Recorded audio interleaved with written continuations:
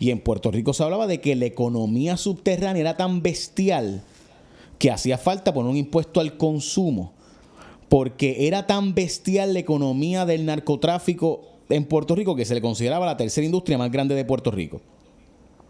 El narcotráfico era, después de la industria del comercio industrial, es decir, de las fábricas, de las farmacéuticas, y después del turismo, iba el narcotráfico como industria que mayor aportaba al Producto Nacional Bruto de Puerto Rico. Y eso está estudiado. Y por tanto, Pedro Rosselló le propuso al país ponerle un tax, un sales tax a Puerto Rico. Y Aníbal Acevedo Vilá demonizó el sales tax con estrategia política bien jugada, pero políticamente hablando, pues lo hizo politiqueramente. Aunque tenía razón, ganó, entre otras cosas por eso y por los errores de Pedro Rosselló. Lo cierto es que en Puerto Rico había un problema de un consumo excesivo y de muchos impuestos al ingreso, al trabajo. Es decir, se castigaba al trabajador mientras se fomentaba el consumo. Es decir, se estaba fomentando que la gente se fuera a trabajar por debajo de la mesa. Y Pedro Rosselló dijo, mira, eso hay que cambiarlo.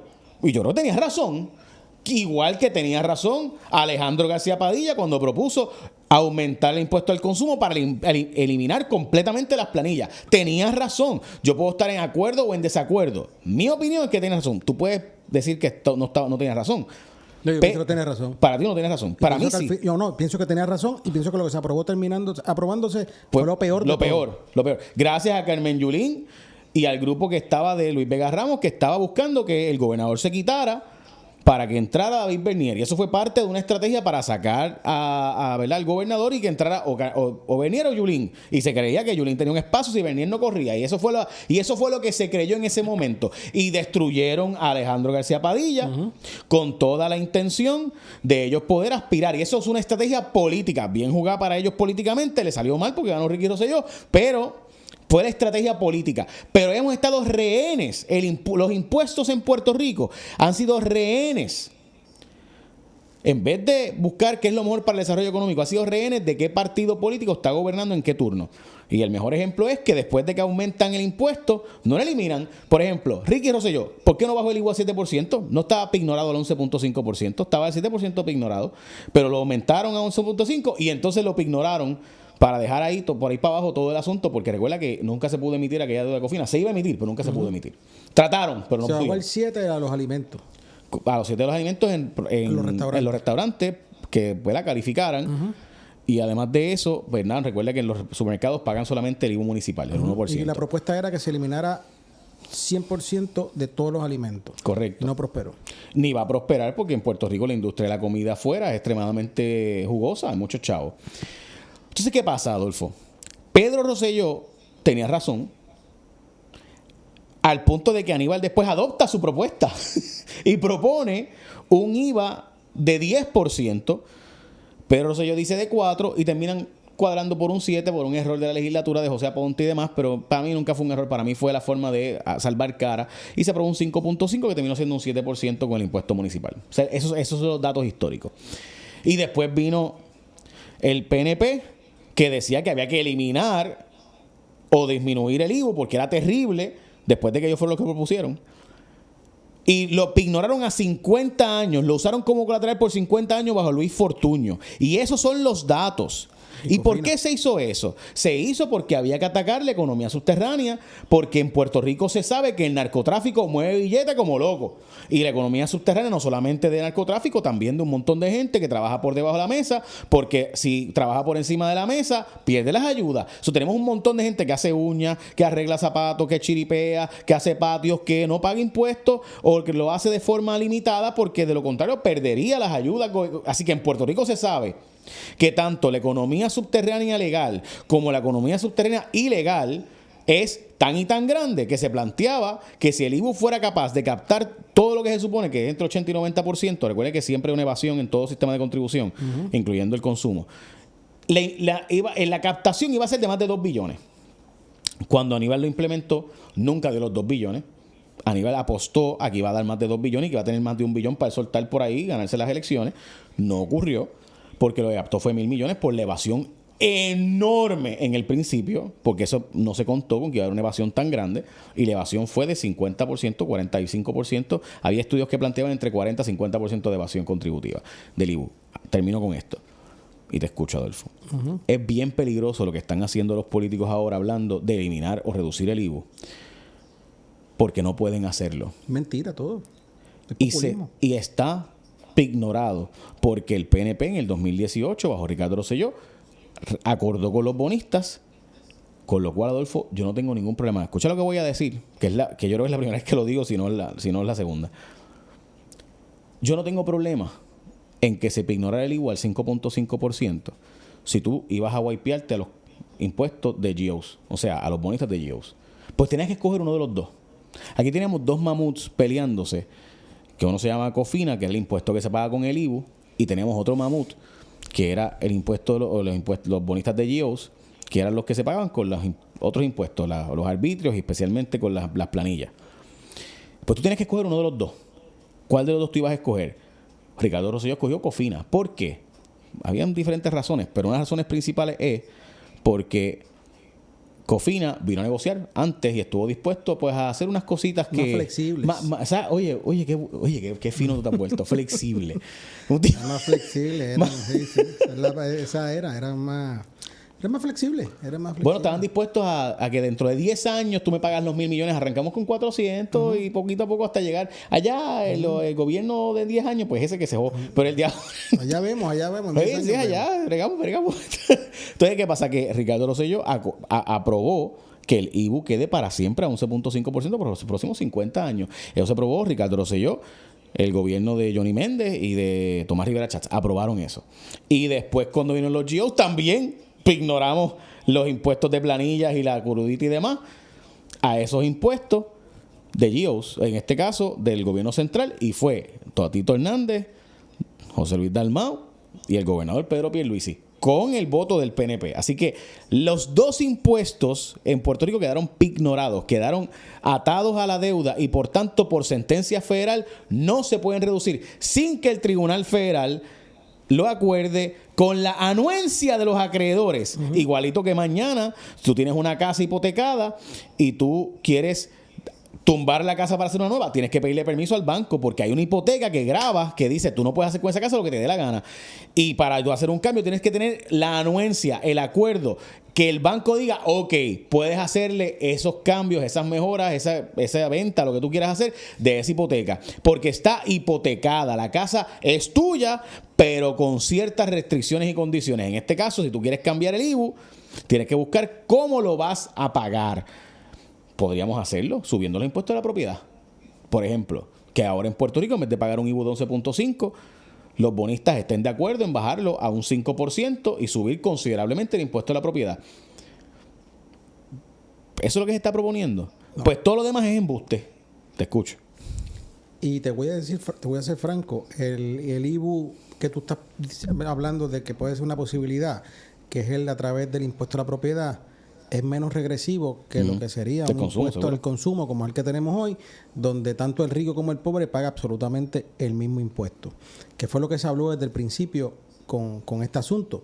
Por eso era que también era tan importante de que tú no me puedes gravar en lo que sería mi ingreso y también el consumo, que era la propuesta de Alejandro.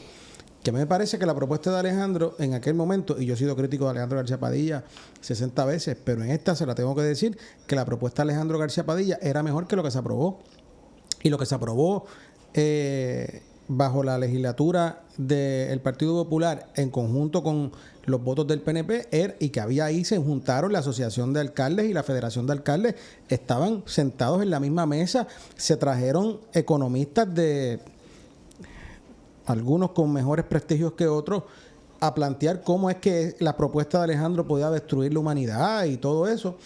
Incluso personas que yo respeto al día de hoy. Yo también, mano. Eso fue un chasco brutal. Porque todo el mundo en Puerto Rico decía que hacía falta un IVA hasta que se propuso. No, se propuso. Y a mí me sorprende, ¿verdad? Que según hay gente que, según quien te firme el cheque, pues tú piensas No diga eso. de cierta determinada manera con relación a lo que son los principios No sea económicos, fuchi. macroeconómicos y microeconómicos. Pero nada, así es la vida, ¿verdad? Y todavía hay una de esas gente que todavía yo le tengo mi respeto. Pero aún así, tú sabes que es verdad, Jim. Aún así, te tengo que decir que lamentablemente la economía de Puerto Rico, como tú muy bien dices, bajo la ley promesa y por lo que ha sido la negociación de la deuda de Puerto Rico bajo la ley promesa y por disposición de lo que son las decisiones de la Corte Federal, no hay forma de bajar el impuesto aquí. Lo único que se pudiese bajar mañana sería el impuesto municipal, que es el 1.5%, que en realidad es el 1%, porque el otro 0.5%, pues ya tú sabes que hay una porción que va al legislador, y hay una porción que va para otras cositas, ¿verdad? Que no. Y está ignorado también para parte de la otra deuda. Que es lo que le llaman, que es la la que le llaman el CAE, que es la contribución adicional especial, que también se cogió prestado contra eso, pero fueron los municipios. Así que del 11.5, lo más que se pudiese bajar al día de hoy sería un 1% y serán los municipios. Y eso es para que aquí haya una revolución de los municipios y se volverían locos, y eso no va a pasar tampoco. Además que aquí le tienen pánico a los alcaldes. Y todo el mundo sabe lo que hemos vivido con el tema del impuesto al inventario, que para mí es el impuesto más loco que se han inventado en muchísimo tiempo, donde se grava a que tú traigas mercancía aquí y lo tienes que pagar desde antes de venderla. Pero nada, eso es otro tema.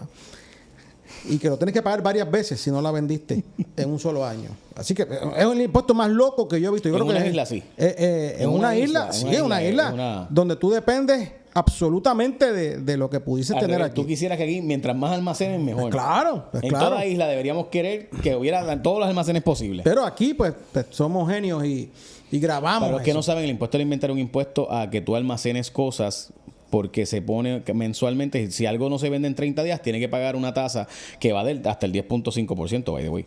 Sí, y si tú no lo vendes ese año, lo tienes que volver a pagar el próximo año. Así es. Así que ya no tienes. Excepto si tienes acceso a una zona franca donde vas y los pones allí y haces el embuste. Que ¿Están los carros? Unos carros, y no todos los carros que tienen acceso a la zona franca. Así es. Que son unos muchachos que lograron unas cositas cuando estaba desde Muñoz.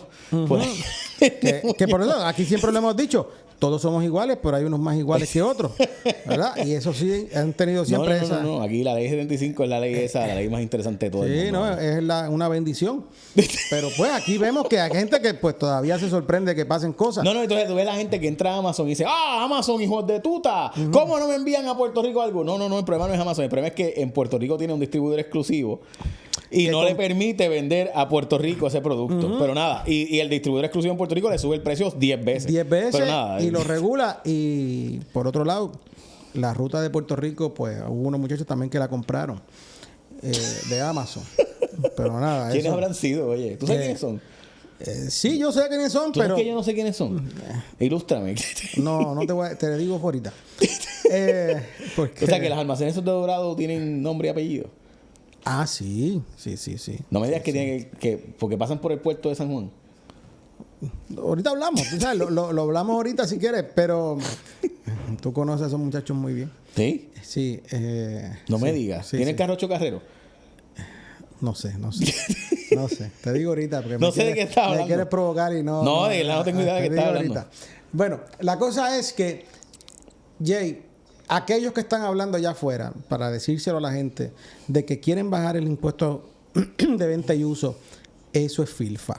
Eso no va a pasar, eso no va a suceder, eso es populismo, eso es mentira, una mentirita más dentro de lo que pudiese ser la campaña política. Observe quiénes son los que le están diciendo eso. A veces los que le están diciendo eso no saben cuadrar la chequera a fin de mes y le están diciendo que le van a bajar el impuesto de venta y uso cuando no han podido hacer otras cosas que pudiesen ser más sencillas.